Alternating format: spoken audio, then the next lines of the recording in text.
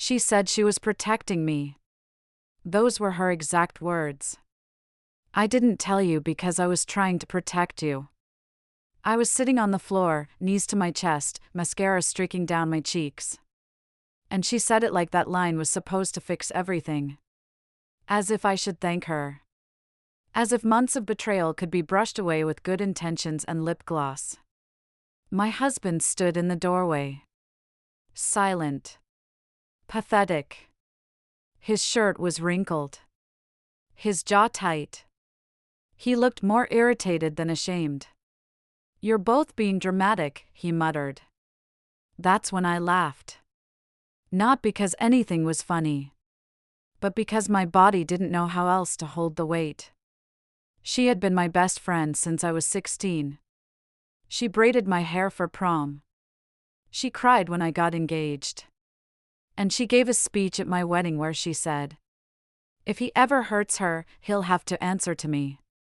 Turns out he didn't have to answer to her. He just had to text her. I found out by accident. A message popped up on his iPad. "Miss you already." Her nickname. The one only I used. I clicked into the thread and couldn't breathe. Photos. Dates. Messages like, "She's so distracted lately, she won't notice." And, "You know I'd choose you if it were up to me." It was up to her. And she chose him. Over and over.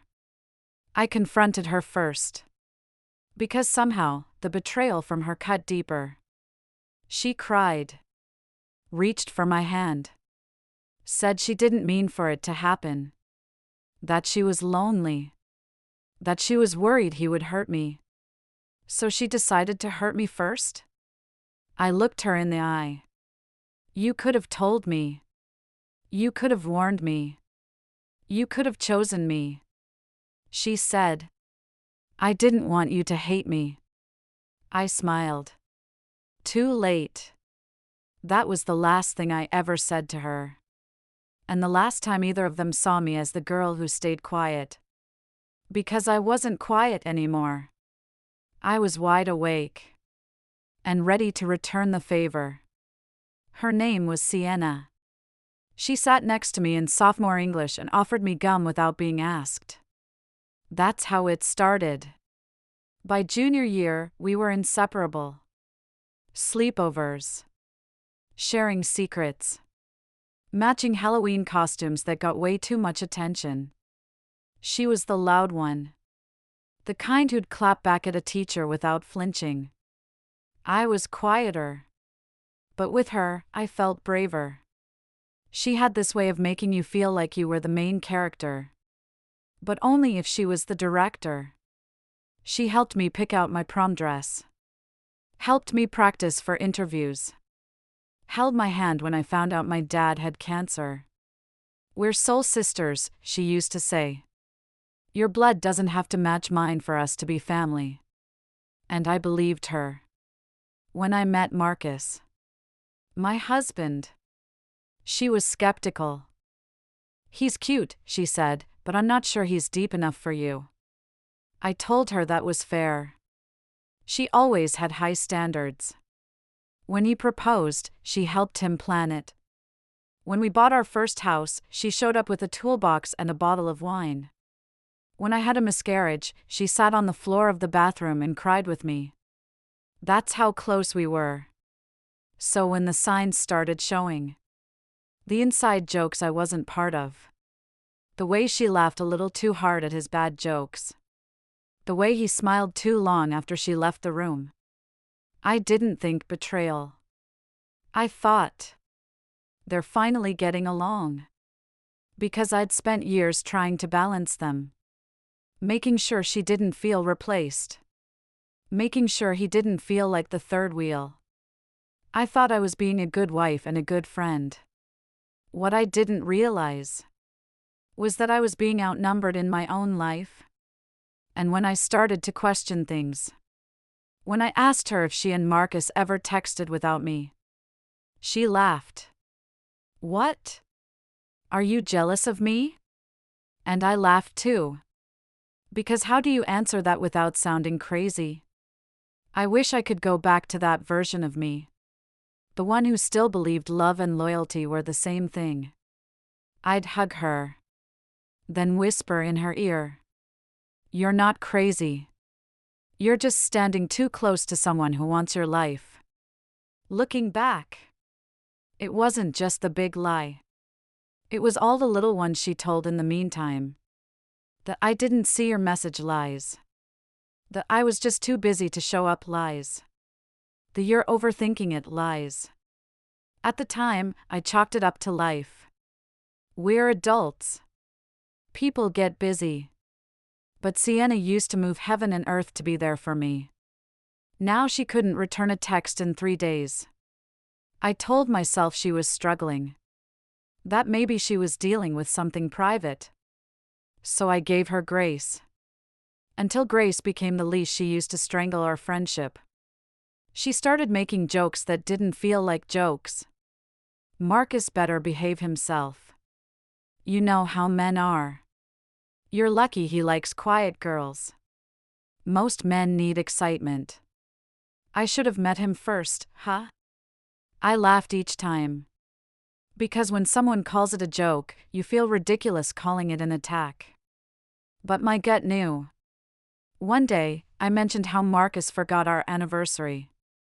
She said, maybe you should have reminded him. He's got a lot on his plate. And I remember just pausing. Like, who are you defending here? But again, grace. Always grace. One night, Marcus came home late. Claimed he was with his brother. But his brother posted an Instagram story. Home. With his kids. I asked Marcus about it. He said I was being nosy. You always assume the worst. It's exhausting. That night, I sat on the bathroom floor with the door locked. Texted Sienna. I feel like I'm losing my mind. She responded. Girl. You're just hormonal. Get some rest. And I believed her. Because when the gaslight comes from your best friend and your husband, you stop questioning them. And start questioning yourself. I started journaling just to track conversations. Started writing down timestamps. Just so I could prove to myself that I wasn't crazy. And when I realized I had 3 weeks' worth of inconsistencies, that's when the fog started to clear. That's when I stopped asking them to be honest. And started preparing for the truth. It happened on a Wednesday. I was folding laundry, watching a dumb show I wasn't even paying attention to. His iPad was on the coffee table. He never locked it. I wasn't snooping. Not at first. I just saw a notification pop up. A name. A message. Sienna. Still thinking about last night. Miss you already. I froze. Not because of what she said. But because of what she didn't say. No context. No emojis. Just familiarity. The kind you only text to someone who already knows what you mean. I clicked the thread. I don't know what I expected. But it wasn't that. Not the photos. Not the videos. Not the voice notes. Not my best friend giggling like a teenager while whispering things I never imagined she'd say to my husband. They had a nickname for me. A joke. Queen Ghost. Because I was always in the background. Always the one texting them both to check in. Always the one keeping the peace. They laughed about it. Does she even notice how often we're alone? She'd thank me if she knew how much I'm helping you decompress. My fingers went cold. I couldn't even cry. I just sat there. In a pile of laundry, surrounded by half-folded clothes and a relationship that had already ended. That night, I didn't confront him. I didn't scream. I forwarded everything to myself. Put it in a private folder.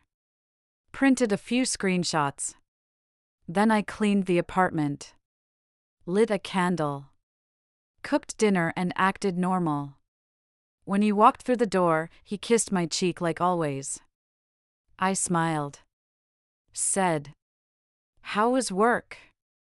And he said, "Same as usual. Long day. Same lie. Same man." I went to bed early. Turned away from him, but didn't flinch when he reached for me. Because I'd already started planning my exit. And next? I needed to see her. I didn't tell her I was coming. I just knocked. Her apartment door opened slower than usual. She was barefoot, in leggings, sipping iced coffee like it was any other day. "Hey, babe," she said, surprised but smiling. I smiled back. "Got a minute?" She stepped aside. "Always for you." I walked past her into the living room. Same couch I cried on when I had a miscarriage. Same pillows we picked out together on a random Saturday. I sat. She sat across from me. "You okay?" she asked.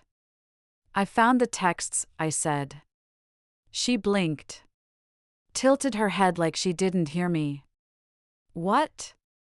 "The texts," I repeated. "The videos. The voice notes. The pictures. The Queen Ghost jokes." Her mouth opened, then closed. "You went through his phone?" she asked. And I swear, Rhonda, I almost laughed. "That's the play? Deflect?" "I didn't go through it," I said. "It lit up in front of me. And you lit up with it." She stood. Started pacing. "It didn't mean anything." "It meant everything," I said. "You were supposed to be my person. My safe place. The one who would warn me if he was ever hurting me." She turned, defensive now. "You were always venting about him." "I was just trying to support both of you." "By sleeping with him?" "It wasn't planned," she snapped. "It just happened."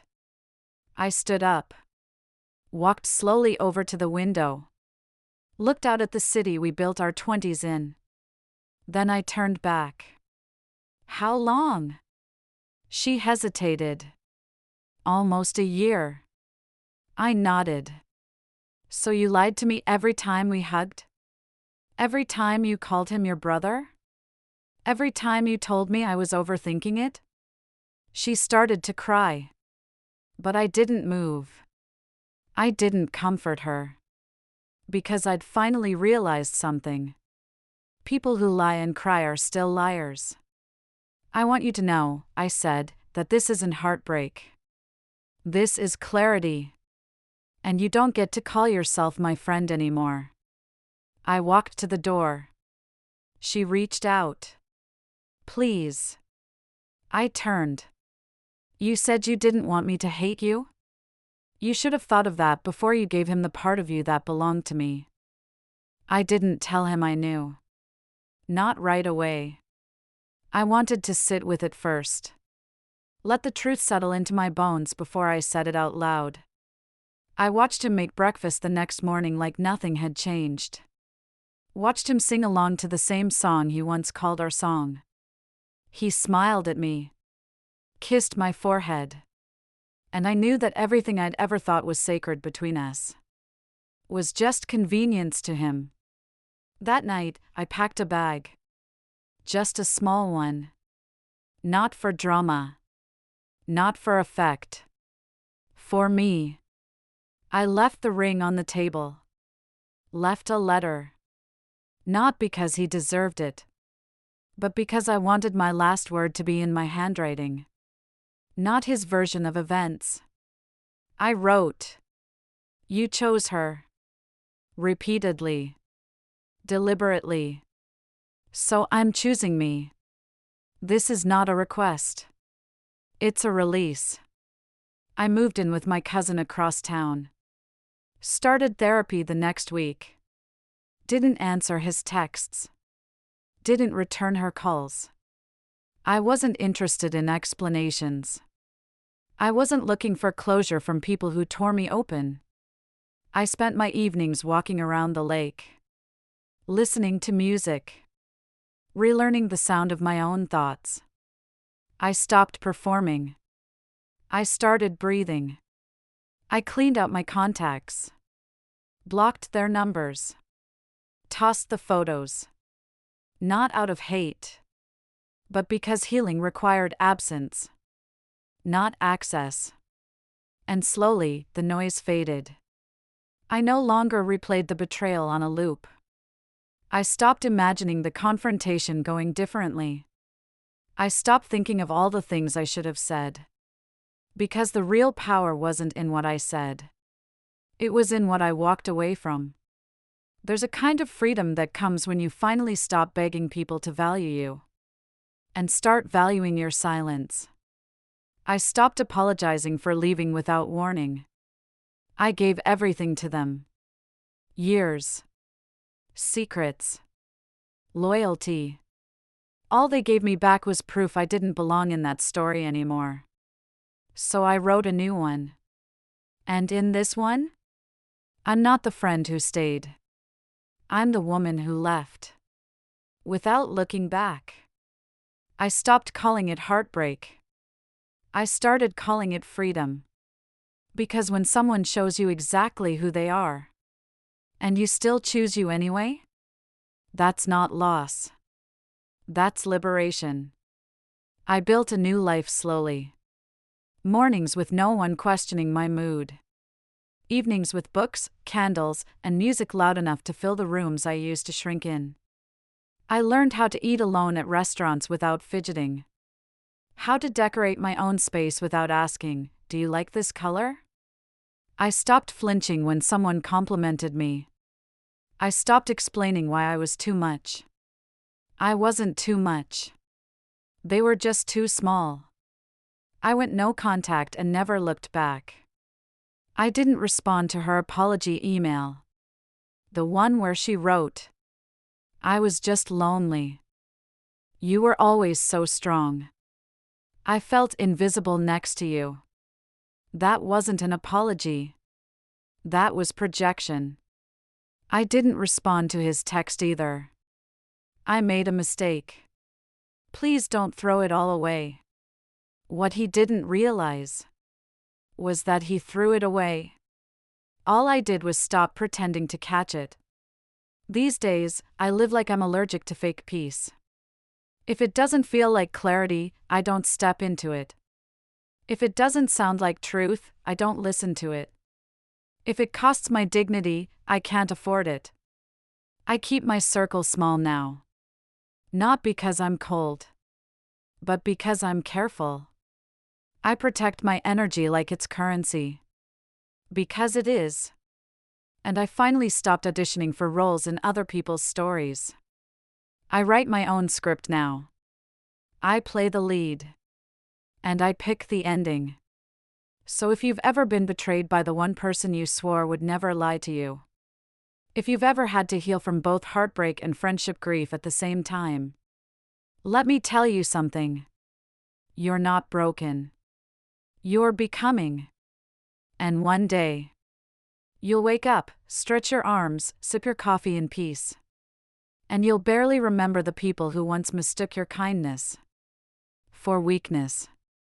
That's when you'll know. You didn't lose them. They lost you.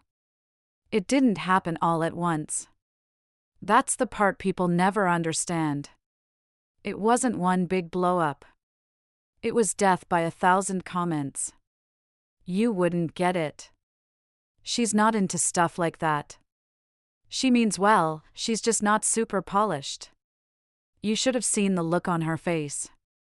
Priceless. I was the punchline he passed around the room like cheap wine. And every time, I swallowed it with a smile. Because I wanted to be the cool girlfriend.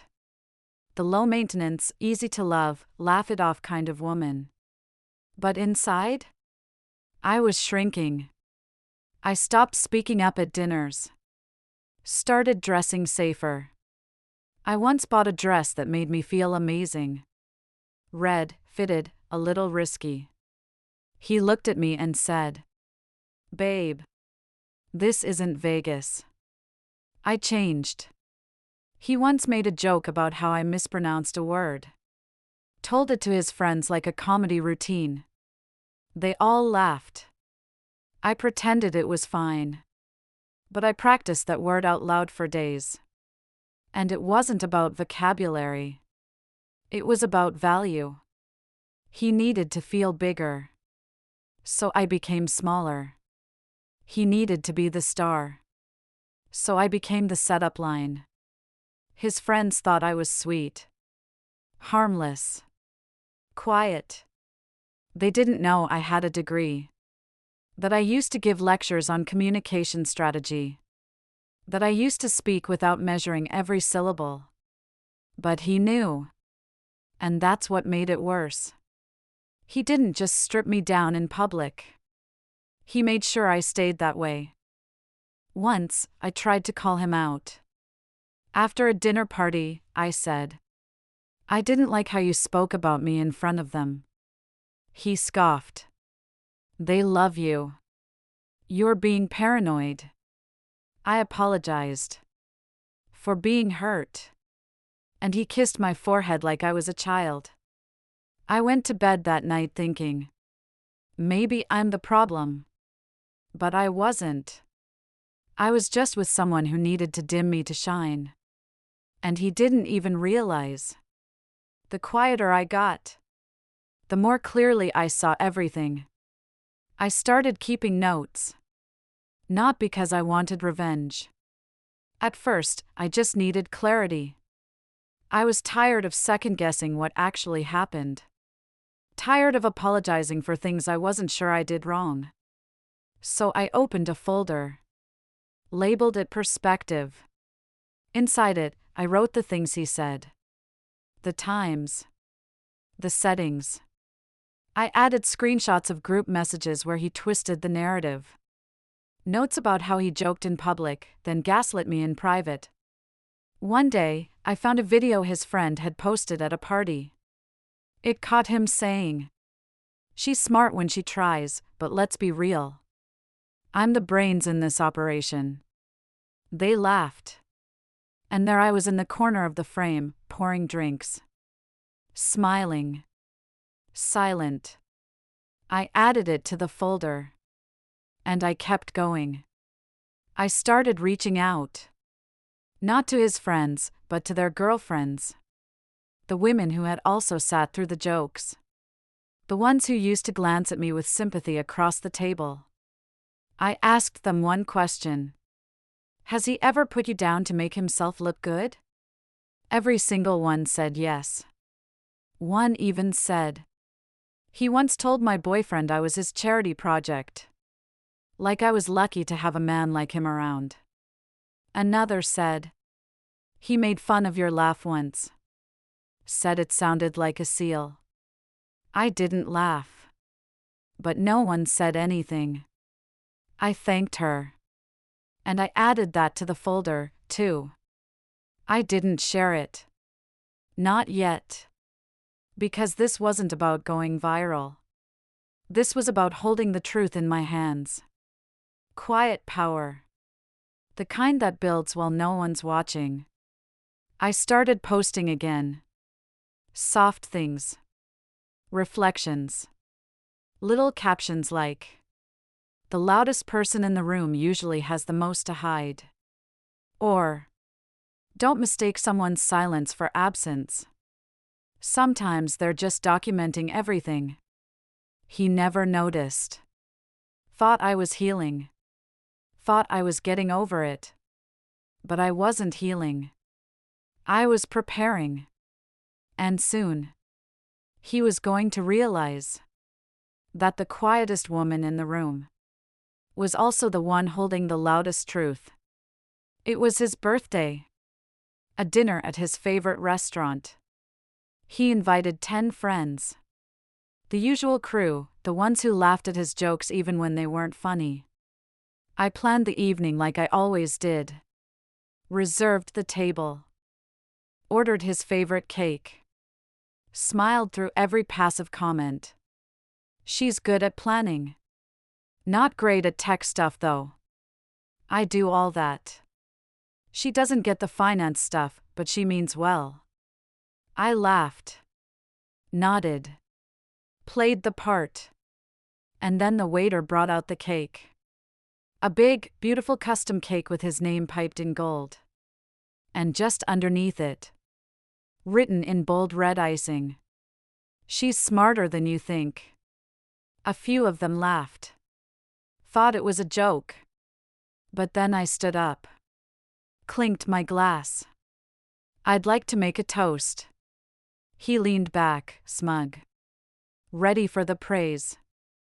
I took out my phone. Pulled up a photo. Him, mid-conversation, pointing at me like I was a child.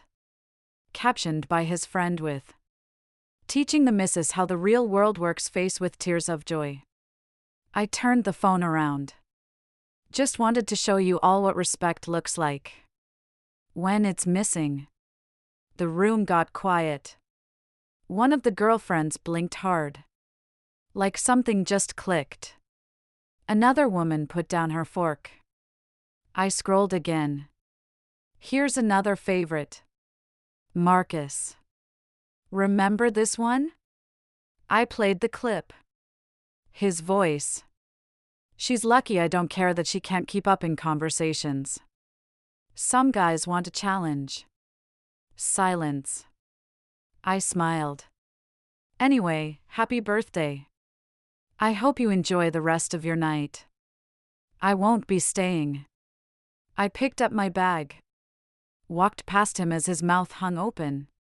Walked past the table of friends who suddenly didn't know where to look. And I didn't turn back. Because I'd already said what needed saying. And more importantly, I let him say it all for me. In his own words. In front of his own audience. That was the last dinner he ever hosted with me beside him. And the last time he underestimated how loudly a woman can speak. Without ever raising her voice. Thanks so much for watching. If you love a good revenge story, or if you've ever dreamed of getting the last word without saying much at all, you're in the right place. Be sure to like this video, subscribe to the channel, and turn on notifications so you never miss a new savage ending. Because around here, karma always hits different.